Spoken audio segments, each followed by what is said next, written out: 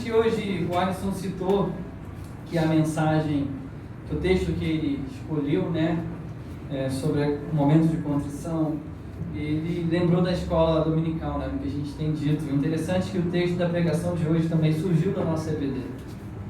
Então, se você tem vindo da nossa CBD, você tem aprendido muito, certamente, e tem ouvido Deus falar contigo, assim como eu tenho ouvido Deus falar comigo. Isso é muito bom. Então, eu peço que você abra a sua Bíblia em Lucas, capítulo 19. Evangelho de Lucas, capítulo 19, do verso 1 ao verso 10. É um texto extremamente conhecido.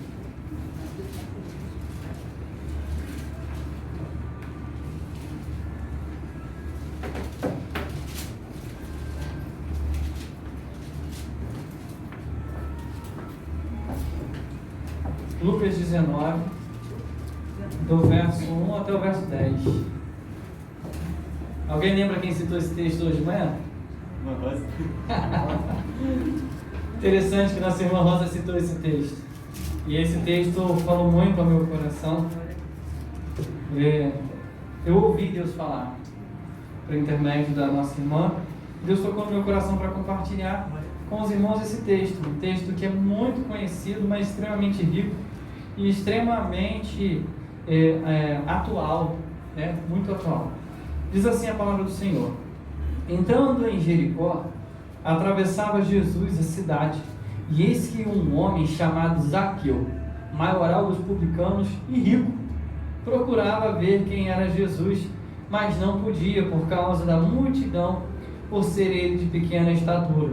Então, correndo adiante, subiu a um sicômoro, a fim de vê-lo, porque por ali havia de passar. Quando Jesus chegou àquele lugar, olhando para cima, disse-lhe: Zaqueu, desce depressa, pois me convém ficar hoje em sua casa. E ele desceu a toda pressa e o recebeu com alegria. Todos os que viram isto murmuraram, dizendo que ele se hospedará com um homem pecador.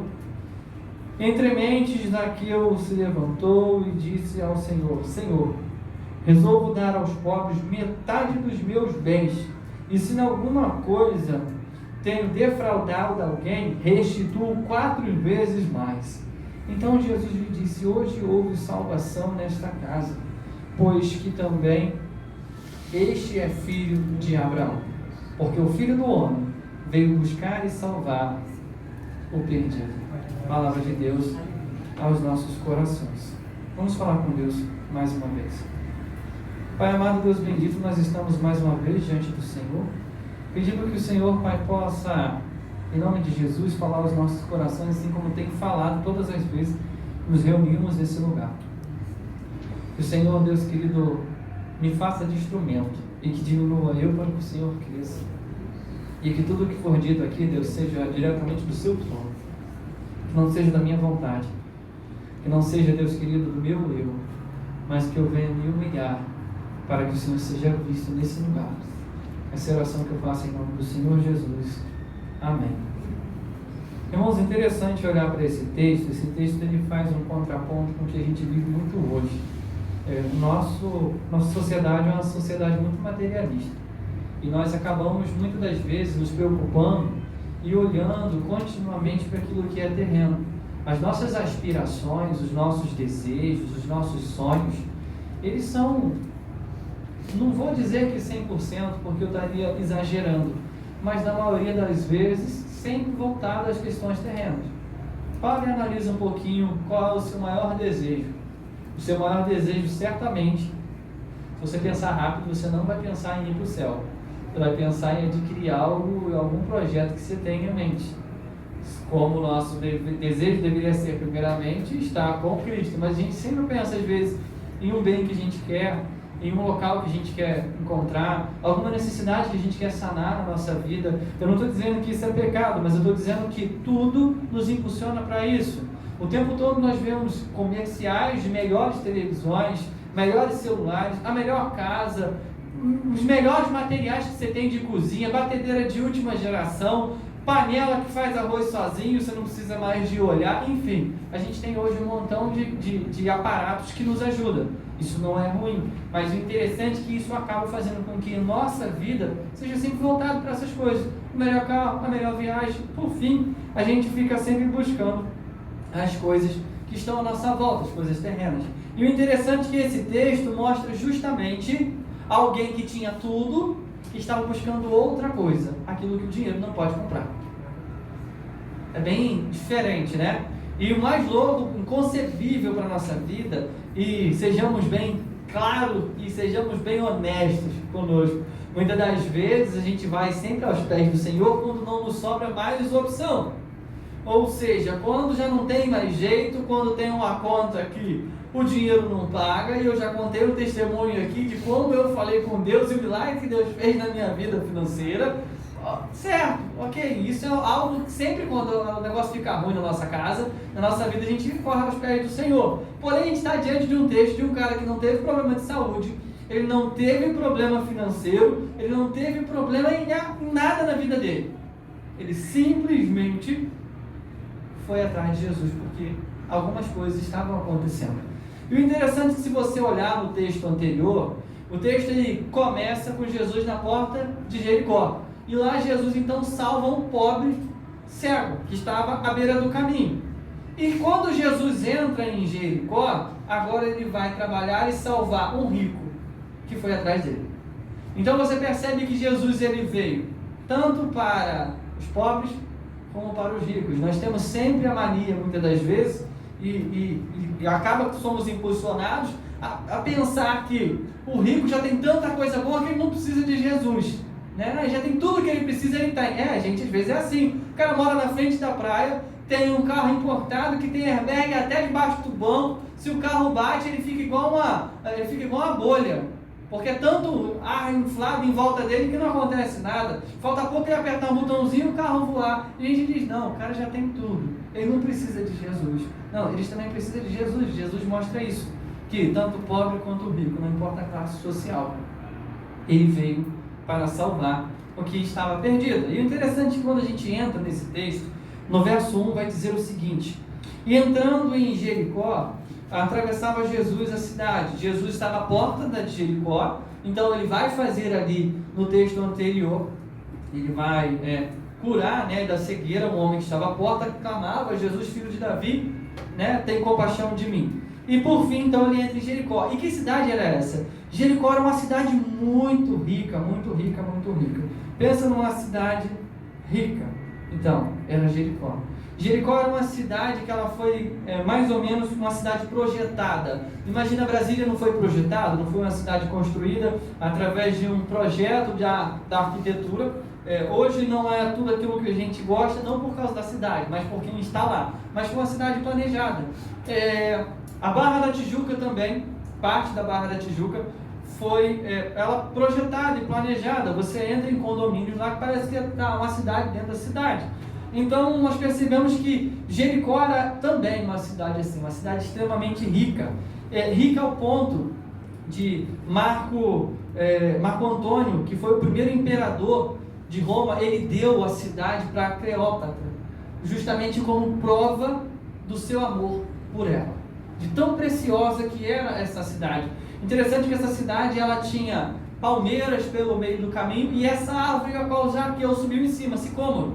O sicômoro ele parece muito, o formato dela, você deve lembrar, e a amendoeira ela é baixa, geralmente algumas amendoeiras são baixas, mas muito larga. O sicômoro era uma árvore baixa, que dava galho muito baixo, mas ela era extremamente larga.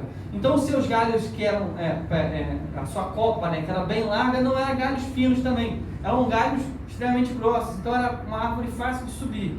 Por isso que é interessante que Zaqueu, uma pessoa pequena, consegue subir numa árvore de jeito rápido, porque se fosse, de repente, num pé de manga, que ela começa os galhos dela a partir de uns 2 metros de altura, fica complicado de alguém conseguir subir por baixa estatura, a não ser que seja muito bravo mesmo para conseguir subir. Mas enfim, essa era a cidade de Jericó. Jericó tinha hipódromo, Jericó tinha teatro. Jericó era uma cidade extremamente gostosa de se viver, porque com muitas árvores, como é que o clima fica? clima de montanha, né? Era fresco. Então era justamente isso que era em Jericó. E Jesus então entra nessa cidade de gente rica, cidade de gente que tinha dinheiro. E chegando lá, então ele dá de cara com alguém, né? Ele dá de cara, vai aparecer agora nessa história um personagem. E eis que um homem chamado Zaqueu, maioral dos publicanos e rico. E olha que interessante. Lucas, o autor desse texto, Lucas ele foi discípulo de Paulo, ele foi historiador e médico. Lucas, ele é interessante que quando ele vai descrever o texto, ele coloca algumas palavras que direcionam a gente, para a gente conseguir entender a dimensão do que ele está querendo dizer. Ele diz que, olha, Zaqueu, ele era o maioral dos publicanos, ou seja, ele era o chefe da Receita Federal daquela época. Só que a Receita Federal daquela época, a gente acha que é ruim hoje, era pior naquela época. Por quê? Porque era assim que funcionava. Hoje nós temos um órgão federal, né?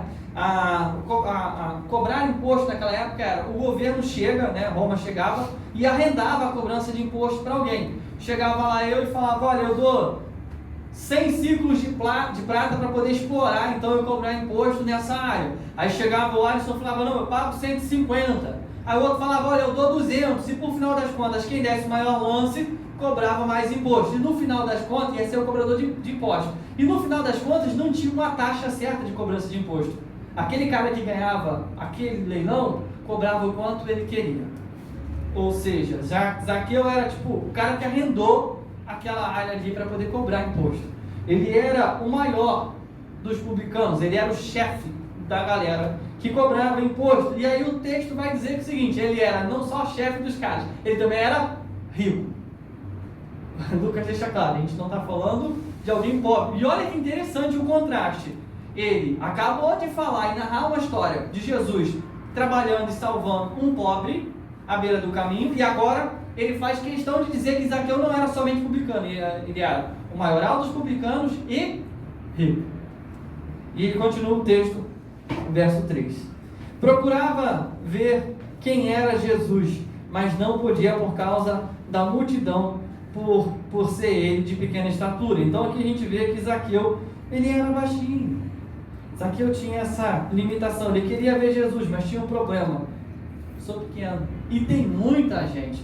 Quem já foi aí no Maracanã, galera que gosta de jogo de futebol, eu lembro quando eu era criança, ele me levava no Maracanã. Como eu queria ver o jogo, mas eu não conseguia, porque eu era pequenininho, e a gente ainda ficou no meio da torcida organizada. Então ninguém sentava em momento nenhum do jogo.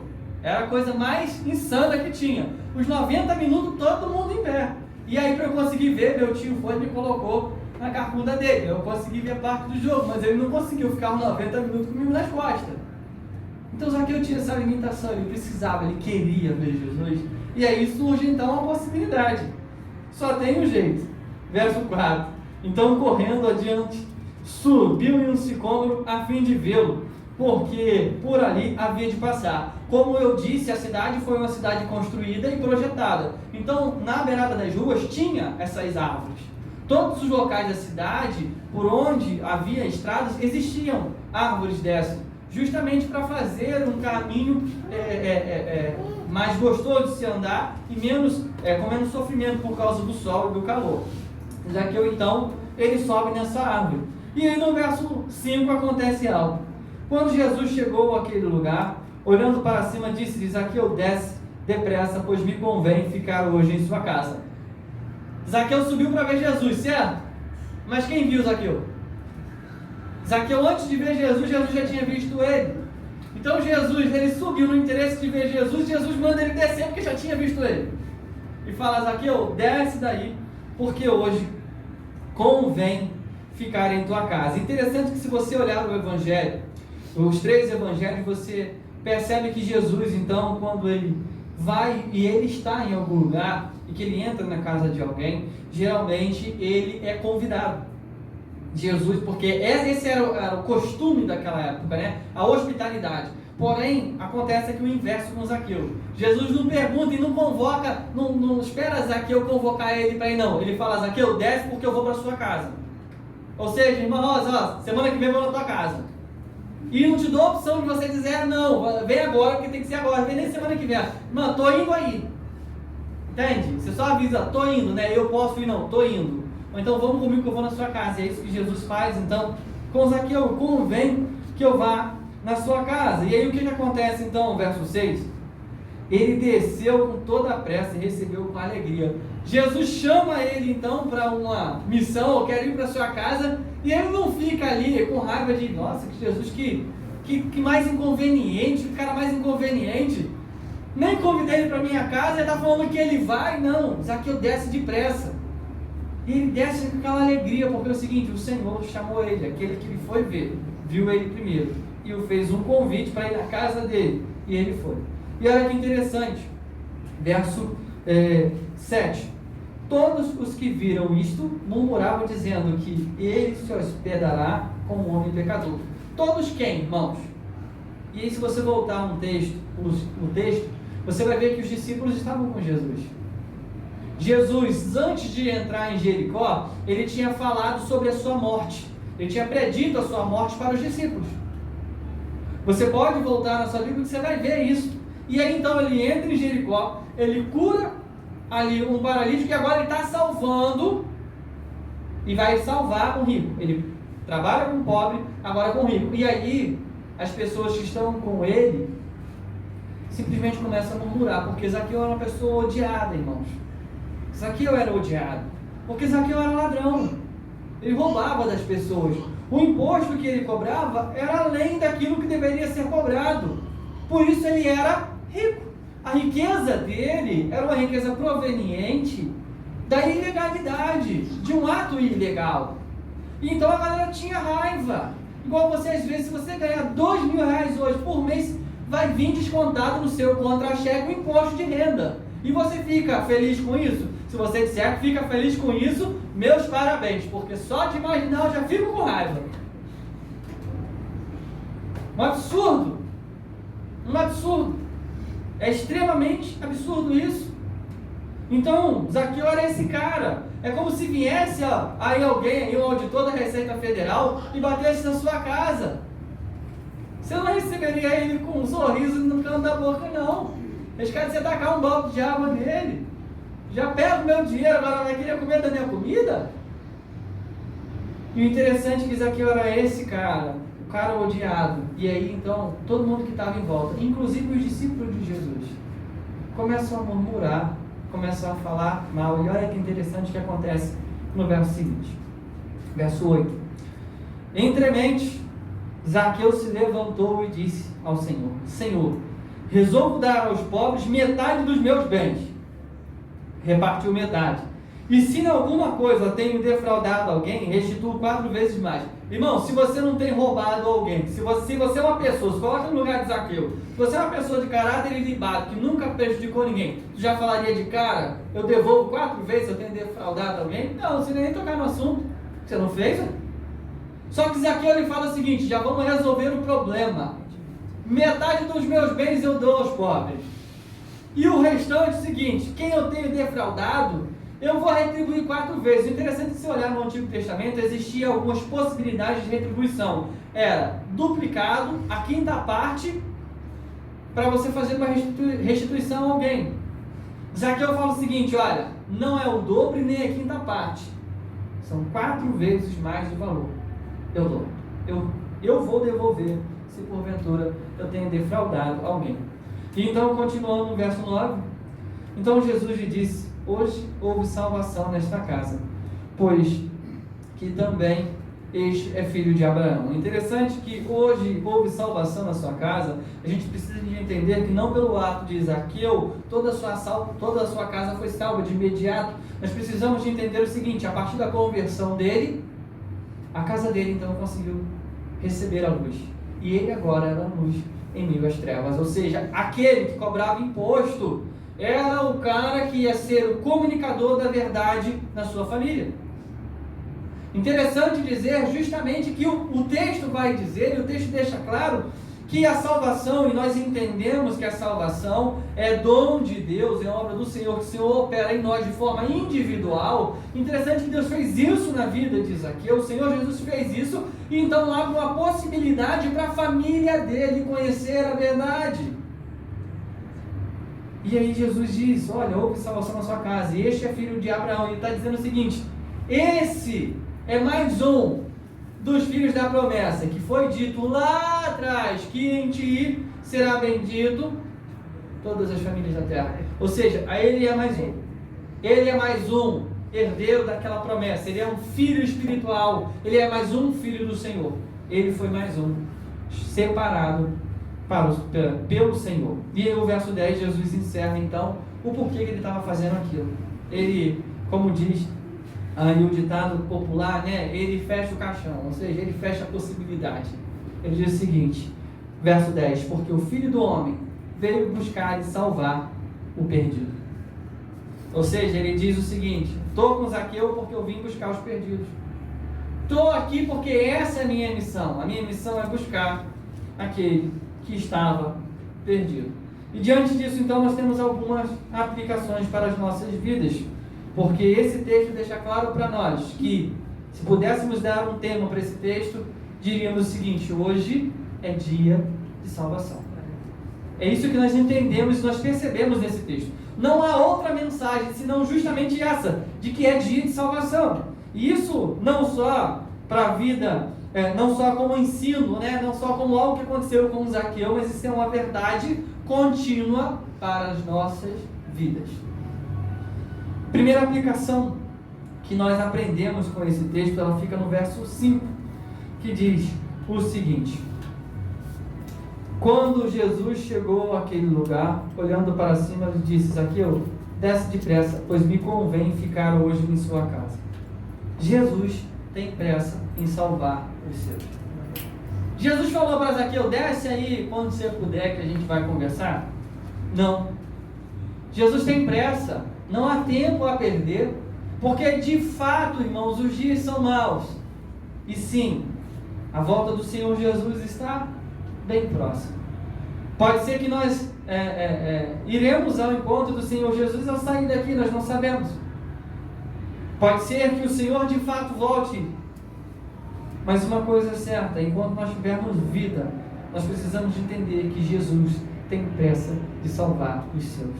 Isso é uma verdade, irmãos, que nós precisamos de entender. Aonde quer que nós formos, isso deve ser uma verdade que nos segue, que nos direciona, que nos encaminha, que nos encoraja. Jesus tem pressa e muitas das vezes a gente deixa passar a oportunidade. A gente fala de todas as coisas, mas a gente não fala de Jesus. Você quer ver uma coisa na fila do mercado, irmãos? Na fila do mercado, é só demorar. Você puxa assunto com alguém porque você reclama do caixa porque o mercado está demorando. E você conversa sobre tudo com aquela pessoa, a partir de uma atitude de reclamação. E eu te pergunto, você fala de Jesus para ela? Você aproveita esse momento que de repente o Senhor Jesus está te dando para comunicar a verdade do Evangelho para aquela pessoa? Porque pode ser que ela saia dali e ela morra e não tenha mais a oportunidade de receber a palavra do Senhor. E aí você me diz assim, poxa, mas eu entendo que os do Senhor, Ele separou, e você tem dito que os do Senhor já é separado desde a fundação do mundo, ok, mas você não sabe quem é Ele nem eu. Então nós sabemos que o seguinte, os que são do Senhor, Deus vai dar um jeito de chamar. Mas entenda o seguinte, você pode ser a ferramenta. E a palavra de Deus deixa claro para nós que nós precisamos de pregar. Quer tempo, quer fora de tempo, nós precisamos de comunicar a verdade do Evangelho. Por quê? Porque o Senhor Jesus tem pressa. E esse texto deixa claro isso. Segunda aplicação para nós nessa noite fica no verso 6. Verso 6 diz assim, e ele desceu com toda a pressa e o recebeu com alegria.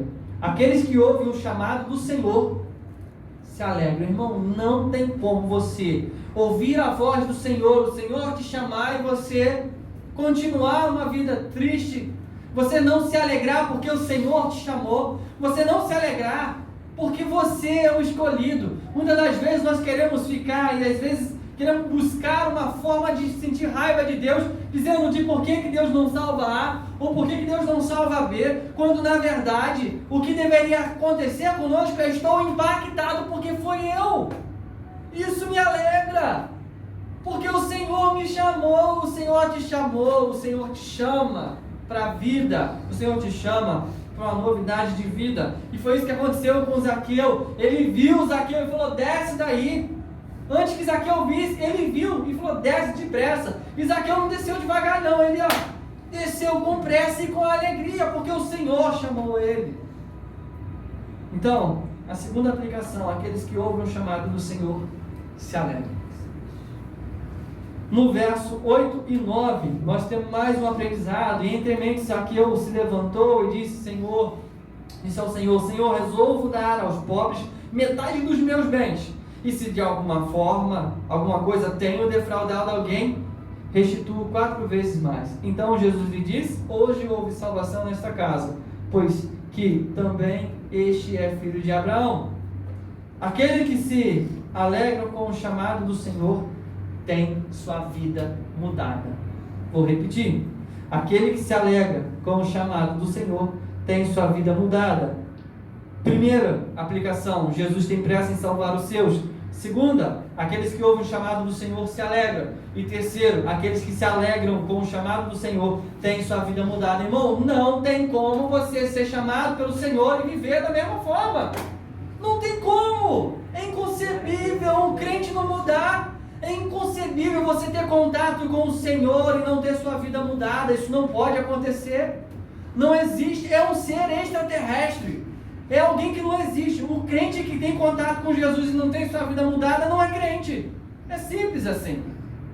Hoje nós entendemos, quando o nosso irmão Alisson falou aqui no momento de contrição, de que nós fomos chamados das trevas para a luz. O pecado vai acontecer na nossa vida? Vai acontecer enquanto nós vivemos aqui. Porém, o nosso estilo de vida não deve ser um estilo de vida de trevas. Como nós temos dito, irmãos, aqueles que se alegram porque o Senhor chamou, eles vão mudar a sua vida. E olha só, às vezes a gente quer, e tem a mania, né, de mudar aos poucos, né? Não, vou mudando aos poucos. Zaqueu resolveu logo o problema: olha, metade do que eu tenho eu dou, e a outra metade eu restituo. Pode ser que ele tenha ficado pobre, tá, irmãos? Porque uma coisa é você restituir. Não, ele restituiu 4 vezes mais.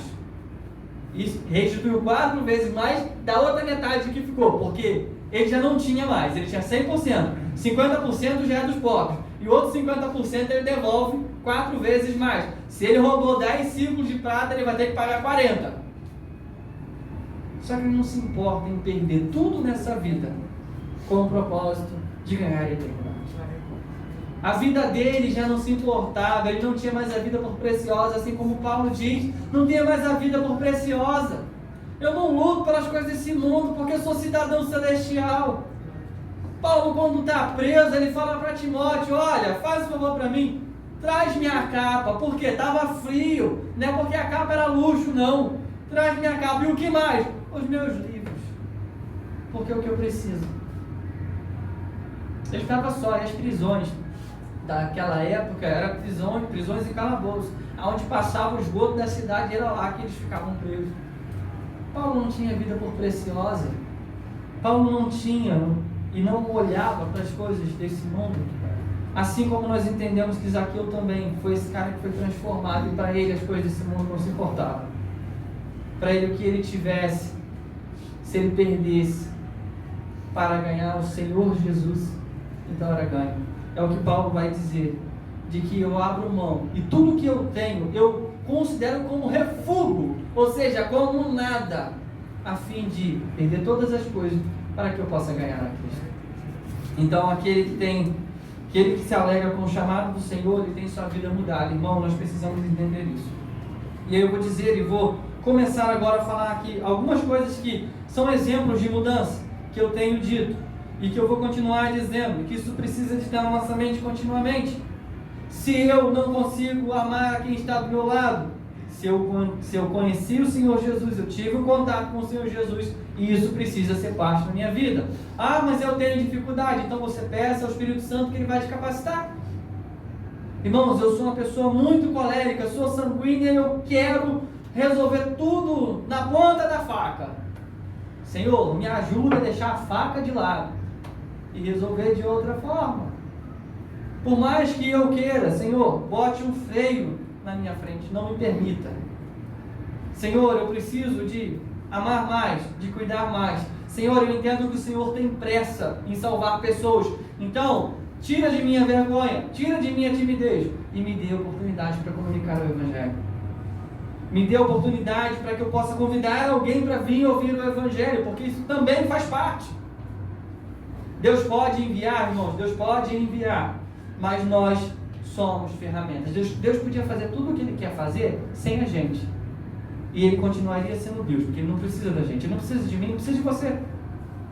Mas Ele nos deu o privilégio de nós sermos ferramenta para a glória dEle, porque nós somos ferramenta imperfeita. E quando a gente faz uma obra, a glória é nossa? Não, a glória é dEle, porque a gente é imperfeito. Então nós precisamos de entender que aquele que se alegra com o chamado do Senhor tem sua vida mudada. Zaqueu mudou, porque ele teve um contato com o Senhor Jesus. E por último, nós precisamos andar em busca das ovelhas perdidas, porque está isso lá no final desse texto. Porque o Filho do Homem veio buscar e salvar o perdido. Irmãos, tem muitos perdidos por aí. Tem perdido na nossa família. Tem perdido dentro das igrejas. Tem perdidos. Tem perdidos em todos os cantos, irmãos. Nós precisamos de fazer o quê? De comunicar a verdade. De comunicar o Evangelho. Só com palavras? Não. Com ações. Porque, como diz aí um ditado popular, né? A palavra convence, mas o testemunho arrasta, né? Exatamente isso. Muitas das vezes a gente quer explicar demais. A gente quer falar demais sobre o amor. A gente quer dizer demais sobre a verdade. A gente quer falar demais sobre a sabedoria. A gente quer falar demais sobre a paciência. Porém, nós precisamos de amar mais, ao invés de falar de amor. Nós precisamos de ser mais sábios, ao invés de falar da sabedoria. Nós precisamos de ser mais pacientes, ao invés de falar da paciência. Nós precisamos de ser mais perdoadores, ao invés de somente falar de perdão. Porque isso vai comunicar muito mais. E nós precisamos de entender que a nossa vida precisa estar continuamente em busca das ovelhas perdidas. Porque foi isso que o Senhor Jesus fez. E o Senhor Jesus fez com o pobre e o Senhor Jesus fez com o rico. Ele está dizendo o seguinte: não importa a classe social, não importa a raça, não importa a cor, não importa nada. O que importa é o seguinte: tem ovelha perdida. Então comunique a verdade do Evangelho. Essa é a palavra que o Senhor colocou no meu coração. E como isso pôs fogo no meu coração hoje. Como o Senhor me incomodou. E como isso mexeu comigo. E como isso me impulsionou a viver uma novidade de vida continuamente. Que da mesma forma que o Senhor tocou no meu coração, Ele possa tocar também no seu coração. E que você possa ir com essa palavra no coração, meditar nela durante a semana e olhar, por exemplo, de Zaqueu e falar: Senhor, tem até um hino, né, do Regis Danese, né, de fato, como Zaqueu, ele fala: eu quero subir, né, exatamente, como Zaqueu, eu quero fazer alguma coisa, eu quero ter a minha vida transformada. Isso que deve ser o nosso pedido. Vamos falar com Deus mais uma vez. Eu gostaria de pedir ao nosso irmão Marilene que nos elevasse a Deus em oração, agradecendo ao Senhor por esse momento e já pedindo já ao Senhor que nos leve para casa em paz, guardado por Ele. Senhor, amado Deus, querido Pai, nós te exaltamos, te glorificamos e bendizemos o teu nome. Te agradecemos, Deus, por mais essa noite, por esta palavra abençoada, a qual nós estamos desfrutando, Deus, do ensino do Senhor a cada dia. E nós precisamos, Deus, depressa, Deus, fazer o que agrada a Ti. E que o Senhor fale nos nossos corações, Pai, para que nós possamos fazer o que somente agrada ao Senhor. Te agradeço, Deus, pelo privilégio de fazer a Tua vontade, de estar na Tua presença.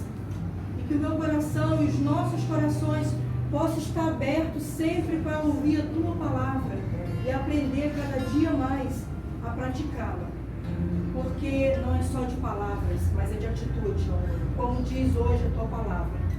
Isso que venha preencher nosso coração e nossa mente, para que possamos dar bom testemunho.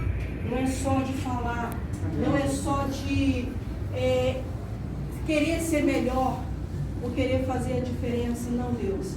É que tudo que nós possamos fazer, venhamos fazer para glorificar o Senhor, para te exaltar, Deus, e para bendizer o teu nome, e para fazer a diferença.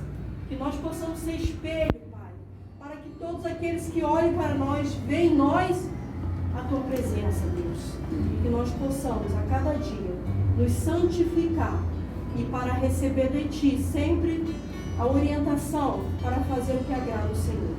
Porque, Pai, nós somos mauzinhos, de nós mesmos nós não queremos fazer nada, mas com a Tua direção, Pai, com o Teu conselho e com o Senhor, Deus, tratando conosco, como o Senhor trataste com Ezaqueu, nós vamos fazer, Pai, porque não depende de nós, depende de Ti, Pai. Sempre o Senhor vai nos tratar assim, como filhos, como o Senhor tratou com Ezaqueu, trata conosco, para que nós possamos, Pai, servir o Senhor de coração e sempre agradecendo o Senhor pela essa oportunidade que o Senhor tem nos dado, porque nós sabemos que o tempo está se cumprindo, a cada dia está se cumprindo mais, e nós queremos, Pai, fazer o que agrada a Ti, o Teu coração.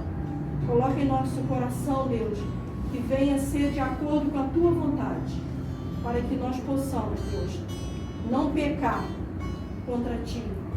E por isso nós Te agradecemos, Deus, nesta noite, por todos aqui, Pai, pelos irmãos, por todos presentes, e que todos, Pai, sejam sustentados por Ti e pelo Teu Espírito Santo, para que cada vez mais nós possamos crescer, não em quantidade, mas em qualidade.